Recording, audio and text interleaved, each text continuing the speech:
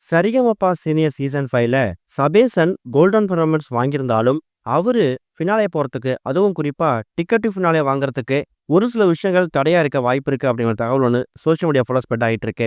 அதோட விவரத்த தான் இதோட டீட்டெயிலா பார்க்க போறோம். சரிகமபா சீனியர் சீசன் 5ல இந்த வாரம் ஓல்ட் இஸ் கோல்ட் அப்படிங்கிற பெயர்ல டிக்கெட் டு ஃபினாலேவுக்கான 2வது சுற்று வைக்கிறாங்க. இதுல சபேசன், ஸ்ரீஹரி, பவித்ரா, இனியா, செந்தமிழன், சிவானி இது மாதிரி பல முக்கியமான கண்டஸ்டன்ட் மோத போறாங்களாம். ப்ரோமோ வச்சு பார்க்கும்போது ஸ்ரீஹரி அப்புறம் சபேசன் இவங்க 2 பேருமே கோல்டன் வாங்கிட்டாங்க. வந்திருக்கக்கூடிய சீஃப் கெஸ்ட் வந்து பயங்கரமா செலிப்ரேட் பண்ணி சபேசனையும் ஸ்ரீஹரியை வாழ்த்துறாங்க. ஆனா அங்கதான் ஒரு ட்விஸ்ட் காத்துட்டு இருக்கு.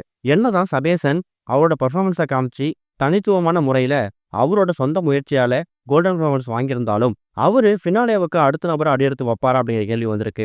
காரணம் என்னன்னா, இப்ப 10,000க்கு எப்பவுமே ஃபினாலே ஸ்டேஜ் ஏறினதுக்கு அப்புறம் தான் உங்களுக்கு பிடிச்ச கண்டஸ்டன்ட சூஸ் பண்ணி டைட்டில சூஸ் பண்ணுங்க அப்படிங்கிற மாதிரி ஒரு ஆப்ஷன் குடுப்பாங்க.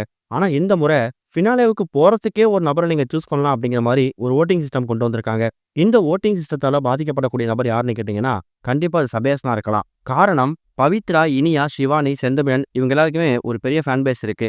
அதே அளவுக்கு ஃபேன் பேஸ் சபேசனுக்கு இருந்தாலும், இப்ப சபேசன் பாடி முடிச்சதுக்கு அப்புறம் ஜட்ஜஸ் வந்து கோல்டன் பெர்ஃபார்மன்ஸ் குடுத்து அவர 4 நபர்கள ஒரு ஆளா சூஸ் பண்ணி ஃபினாலே சேர்ல உட்கார வைக்கலாம். அதுவே மக்களோட ஓட்டு அடிப்படையில அடுத்த ஃபைனல்ஸ சூஸ் பண்ண போறாங்க அப்படின்னு வரும்போது, அந்த இடத்துல பவித்ராவோ இல்ல இனியாவோ அதிகப்படியான வாக்குகள் வாங்கிட்டாங்கன்னா, அது சபேசனுக்கு ஒரு மிகப்பெரிய தடையா இருக்க வாய்ப்பு இருக்குதா? இது மூலியமா பவித்ரா, செந்தமிழன், சிவானி, இனியா இவங்கெல்லாம் ஃபினாலே போனதுக்கு அப்புறம் தான் சபேசனுக்கு ஒரு வாய்ப்பு கிடைக்கும் அப்படிங்கிற மாதிரியும், இந்த வோட்டிங் சிஸ்டத்தால வாக்குகள் பிரிய வாய்ப்பு இருக்குது.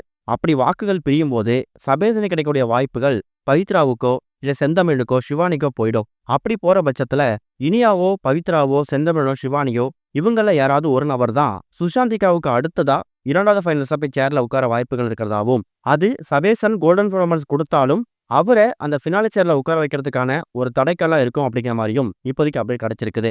இதை கொஞ்சம் நம்ம அனலைஸ் பண்ணி பார்க்கும்போது ஓரளவுக்கு ஏத்துக்கிற மாதிரி தான் இருக்கு. காரணம் என்னன்னா, சபேசன் அளவுக்கு இனியாவுக்கு, பவித்ராவுக்குலாம் ஃபேன் பேஸ் இருக்கா அப்படின்னு நம்ம கேட்க முடியாது. ஏன்னா ஜட்ஜஸ் வந்து ஸ்கோர் பண்றாங்க.